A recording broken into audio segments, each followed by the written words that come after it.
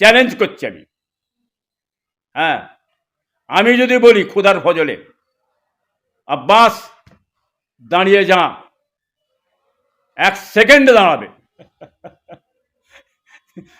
এসব হাস্যকর কথাবার্তারা, এসব ভাইপোদের কথাবার্তারা হাস্যকর। যার হাঁকে লক্ষ লক্ষ নয় কোটি কোটি মানুষ লাফ দিয়ে বেরিয়ে পড়ে, আর তার বিষয়ে বলছে একটা হাস্যকর ব্যাপার, বুঝলি না?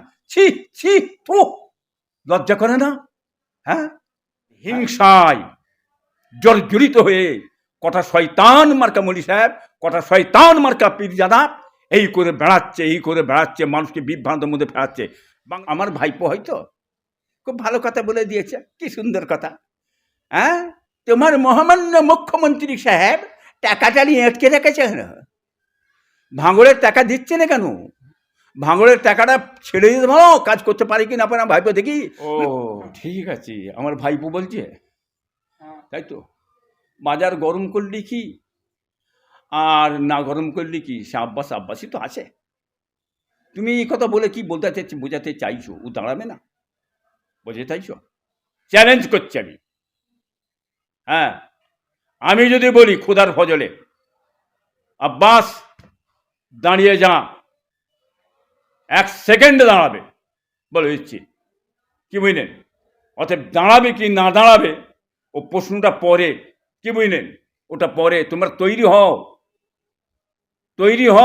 কি বুঝলে? তোমরা তৈরি হও। ভেবনি বাঘ জেগে উঠে লাম মারবে না, এটা ভেবনি। যে কোনো মুহূর্তে বাঘ লাম মেরে উঠে লাম মারতে পারে, কি বুঝলেন?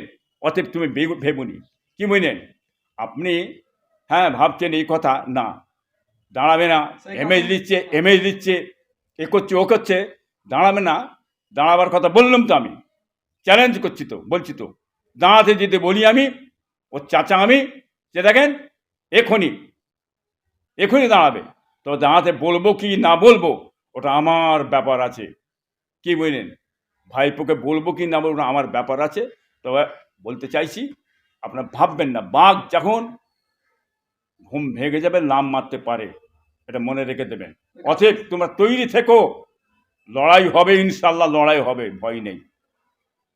নওশাদ যখন জেলে ছিল, ওই কাসেম সিদ্দিকী বলেছিল যে আমরা একটা বাঘকে শুইয়ে রেখে দিয়েছি খাঁচায়, আমরা চুপ করিয়ে রেখেছি। তাহলে বুঝতে পারছেন তো, তাহলে উনি জানে সব কিছু, জেনেও লেখা সাজছে কেন? কি উনি জানে, জেনেও আবার লেখা সাজছে কেন? জেনে শুনে আবার বলছে কেন? এই উনি বলছে দাঁড়াবে না, এ করবে না, তাহলে ভিতরে একটা ব্যাপার আছে। তাহলে ভাইপো জানে ভিতরি, তাহলে অন্য জায়গায় ধোঁকা মারছে। তার ধোঁকাটা কোথা মারছে এবার বুঝুন, কাদের হয় ধোঁকা মারছে বুঝুন। বাংলার মানুষ ধরে এলেন আপনারা। আব্বাস সিদ্দিকী ভোটে দাঁড়ালে 110% হারবে, আমি লিখে দিচ্ছি।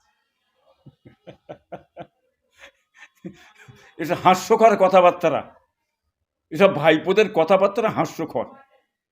যার হাঁকে লক্ষ লক্ষ নয় কোটি কোটি মানুষ লাফ দিয়ে বেরিয়ে পড়ে, আর তার বিষয়ে বলছে একটা হাস্যকর ব্যাপার, বুঝলি না? একটা হাস্যকর ব্যাপার। তবে অতএব তৈরি হও, যেখানে গেছে যাও তুমি, সেখানে যে কাজ করো, কি কাজ করো দেখি, কি বুঝলেন? অতএব হ্যাঁ, আমরা কাজ দেখতে চাইছি। এসব কথাবার্তার বলে বাজার গরম করে কোনো লাভ হবে না। কর্ম কোথা, শিল্প কোথা, চাকরি কোথা, মানুষের কাজ কোথা? হ্যাঁ, এই হিন্দু মুসলমান বিভাজন করে লাভ হবে না, ধর্ম করে কোনো বিভাজন লাভ হবে না। ওই তো দেখাই আপনার এ করলে না, জগন্নাথ মন্দির করে প্রসাদ চারিদিকে পাঠালো, মুসলমানদের ঘরে, সব ঘরে পাঠালো। হ্যাঁ, ওই প্রসাদ খাওয়াটা মুসলমান ধর্মে খেলে ইমান থাকবে না থাকবে না? ওই মলি সাহেবদের ঘরে, ওই দালাল মারা মলি সাহেব, ফেতনাবাজ মলি সাহেব, পাঁচাটা কুত্তা মলি সাহেব, হ্যাঁ জিজ্ঞেস করো না, ফটো দিতে বলো না, কি চলবে কি না, খাওয়া যাবে কি না, এটার বেলায় কোনো কথা বলছে না। আর বলেছে শওকত মোল্লাকে, হ্যাঁ জাহান্নামার কুকুর বলেছে। আহা কি কষ্ট হচ্ছে মলি সাহেবের। কত টাকা ঝেড়েছো, কত টাকা খেয়েছো, কত দালালি করেছো, কত ইমাম বাতা ঝেড়েছো, আর পেচ্ছুনি হয়তো চলে যাবে, একটু দালালির করি, আমাকে ভালোবাসবে, টাকা দেবেন তারা। ছি ছি, তো লজ্জা করে না? হ্যাঁ হ্যাঁ, যে কুফুরি করছে তাকে কাফের বলবে না, কি বলবে? হ্যাঁ, বেনামাজিকে বেনামাজি বলবে না? হারামখোরকে হারামখোর বলবে না? হ্যাঁ, কাদের ঘরে বলবে? হ্যাঁ, কাফের যাদের ঘরে আল্লাহ বলে, কোরআনে বলেছে, কোরআন পাকে, তাদের কাফের বলতে হবে? কি আপনি একদিকে দলিল এসছেন, ওরম দলিল হাদিসে বহু দলিল আছে, ওসব দলিল দেখাতে হবে না? হ্যাঁ, তেল মাখানো, লেউদেরি করা, পা চাঁটা, হ্যাঁ, এই মোল্লা মৌলবি কিছু বেরিয়েছে, সাবধান হ, এখনো সাবধান হ, প্রতিবাদ করতে শেখ, ন্যায় কথা বলতে শেখ, ইসলামকে বাঁচা, দিনকে বাঁচা, মানুষকে বাঁচা, জনগণকে বাঁচা, মানুষের অধিকার ফিরিয়ে এনে দে, এই মানুষের অধিকার ফিরিয়ে দেওয়ার কথা বল। হ্যাঁ, আরে বলছে করা যাবে না, করা যাবে না, রাজনীতি করা যাবে না। হ্যাঁ, রাজনীতি করা যাবে না, এই জানোয়ার মূর্খ, প্রত্যেকটা মানুষ ঘরে বসে রাজনীতি করে, কে রাজনীতি করে? করে না, পক্ষ পরোক্ষ প্রত্যেকটা মানুষ রাজি। ওই মলি সাহেব, পীর সাহেব, দরবেশ সাহেব, মলি সাহেবরা বসে বসে ওয়াজ করছে, পীর যারা বসে বসে ওয়াজ করছে, ওদের ওদের ওদের মানে ওরা বলছে রাজনীতি করা যাবে। ওদের গাছ চামড়া আছে না কুকুরের চামড়া? মানুষের চামড়া না কুকুরের চামড়া গাছ? জিজ্ঞেস করো ঘরে। হ্যাঁ, কি মুখ নিয়ে বলছে ওরা? হ্যাঁ, ও তো ভোট দিয়েছে, যে বলছে রাজনীতি, ও তো ভোট দিয়েছে, কাকে দিয়েছে জিজ্ঞেস কর ওকে, ওকে জিজ্ঞেস কর মলি সাহেবকে, তৃণমূলকে দিয়েছে কি জিজ্ঞেস কর, না সিপিএম কংগ্রেসের রাজনীতি করিনি? মূর্খ বাঁদর, অশিক্ষিত ভূত, ইসলামের দুশ্মন। হ্যাঁ, মানুষ একটা এগোচ্ছে, দিনের জন্য ইসলামের জন্য এগোচ্ছে, আর তুমি আটকাচ্ছ।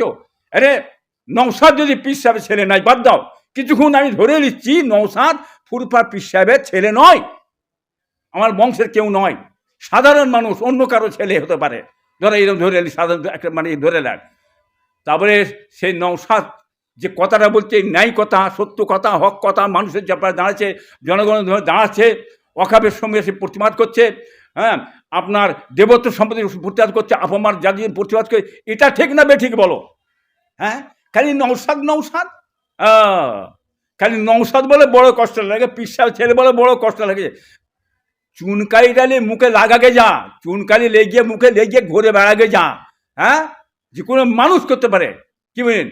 নওশাদ বাদ দেন না, যে কোনো মানুষই তো করতে পারে, নিশ্চয় তার কথাকে যদি নাই হয়, সত্য হয়, গণতন্ত্রের প্রক্রিয়া হয়, আমরা বাংলার মানুষ সকলেই তাকে মেনে নিই। হ্যাঁ, খালি হিংসায় জর্জরিত হয়ে কটা শয়তান মার্কা মলি সাহেব, কটা শয়তান মার্কা পীরজাদা এই করে বেড়াচ্ছে, এই করে বেড়াচ্ছে, মানুষকে বিভ্রান্তের মধ্যে ফেরাচ্ছে। বাংলার মানুষ বিভ্রান্তের মধ্যে পড়বেন না, আপনার কাজ দেখুন, ন্যায় কথাটা দেখুন, সত্য কথা দেখুন, যার দ্বারাই কাজ হবে, যে মানুষের স্বজন করবে, মানুষের কাজ করবে, মানুষের পাশে দাঁড়াবে, যাকে এই উপকার হবে, তাকে ভোট দেবেন, তাকে বাঁচাবেন, তার দিকে এগিয়ে যাবেন। ইনশাল্লাহ আগামীতে উচিত শিক্ষা দেবে, ওদের ঘুমটাকে ছিনিয়ে নিয়েছে, আরো ছিনিয়ে নেবো, কি বলেন? যার ঘুম ছিনিয়ে নেবার আমরা ছিনিয়ে নিচ্ছি ইনশাল্লাহ। এখন এইসব দালাল লেগিয়ে, এসব লেগে কিছু হবে না ব্যানার্জি সাহেব, সব হবে না কিছু, সব দালাল লেগে কিছু হবে না। তোমার ঘুম ছিনিয়ে নিয়েছি ইনশাল্লাহ। আমি আগেও বলেছি, এখনো বলছি, তুমি যে ক্ষতি করেছো, মুসলমানদের যে ক্ষতি করেছে মমতা ব্যানার্জি, হ্যাঁ, সে ক্ষতির শেষ নেই। চ্যালেঞ্জ করছি, যে ক্ষতি করেছে মুসলমানদের, অকাপ সম্পদ থেকে নিয়ে, আপনার মাদ্রাসা থেকে নিয়ে, এই গোরস্থান থেকে নিয়ে, হ্যাঁ, সব যে ক্ষতি করেছে মুসলমানদের, এই ক্ষতি অন্য কেউ করে না, সেটা মমতা ব্যানার্জি করেছে।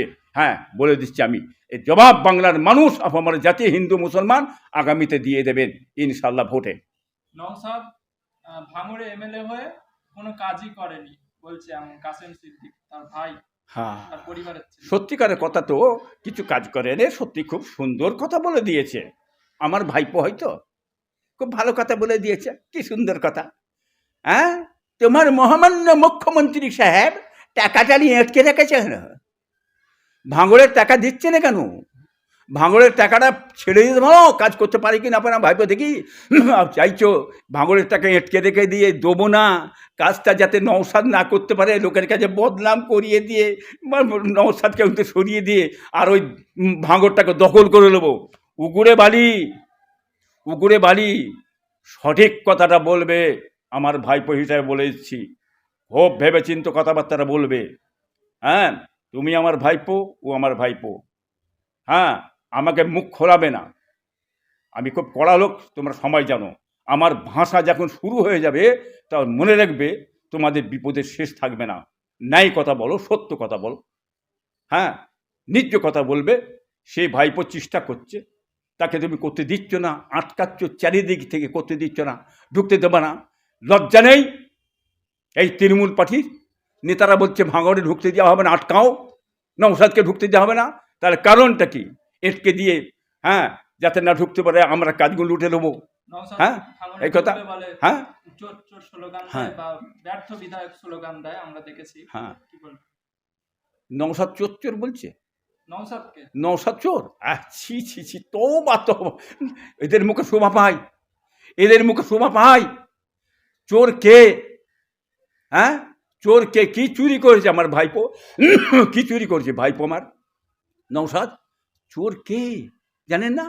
তৃণমূলের নেতারা চোর রে পাগলা, বালি চোর, গরু চোর, পাথর চোর।